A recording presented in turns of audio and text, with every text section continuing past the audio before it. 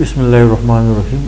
Dear student अस्सलाम वालेकुम। यहाँ स्क्रीन पे हम देख रहे हैं रो इक्लान form. A matrix is in row echelon form if the first non-zero entries of rows are equal to 1. The first non-zero entries of consecutive rows appear to the right. Rows of zeros appear at the bottom. Here are some examples of matrices in row echelon form. यहाँ पे अगर हम देख ले तो हर एक रो में जो नॉन जीरो एलिमेंट है वो 1 है। फर्स्ट रो में नॉन जीरो एलिमेंट 1 है, यह भी नॉन जीरो एलिमेंट 1 है, यह भी नॉन जीरो एलिमेंट 1 है। इसके अलावा किसी भी दो कंसेक्यूटिव रोज में नीचे वाला जो रो है उसका 1 राइट साइड में होगा, यानी इन दोनों रोज में निचला जो रो है उसका 1 राइट साइड में है। इस तरह इससे नीचे जो रो है उसका 1 राइट साइड में है। इसी 1 को हम पीवोट कहते हैं या लीडिंग एंट्री कहते हैं। इसी तरह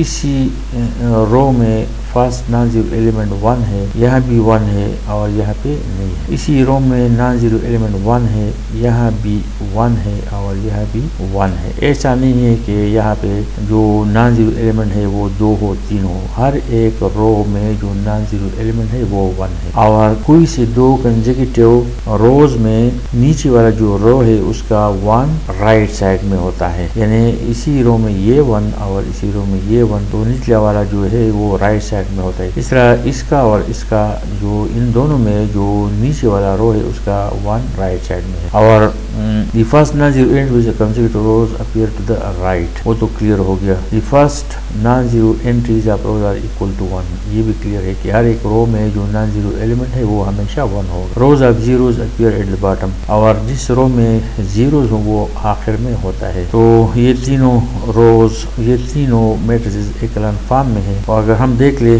तो डायगोनल हम किस तरह मालूम करेंगे। डायगोनल वो एलिमेंट्स होते हैं, यानी वो एलिमेंट जो A11 पे हो, A22 पे हो, A33 पे, वो डायगोनल होता है। तो ये हमारे पास डायगोनल है। इसी डायगोनल में हमेशा हमारे पास 1 होना चाहिए और इसी डायगोनल के नीचे 0 होंगे। इसी तरह यहाँ पे भी ये A11 है, ये A22 है और ये A33, तो ये डायगोनल है। ये डायगोनल है, इसी डायगोनल के नीचे 0 है और डायगोनल के ऊपर हमारे पास कुछ भी हो सकते हैं। इसी तरह यहाँ पे जो मैट्रिक्स है ये डायगोनल है, तो डायगोनल के नीचे 0 होंगे और ऊपर इसमें कुछ भी यानी नंबर्स होंगे, नंबर्स भी होंगे, 0 भी होंगे। तो ये तीनों अपर ट्रायंगुलर मैट्रिक्स है और इसका डायगोनल पे 1 है और डायगोनल के नीचे 0 है। तो इस किस्म के मैट्रिक्स इक्लान फॉर्म में होता है। Thank you.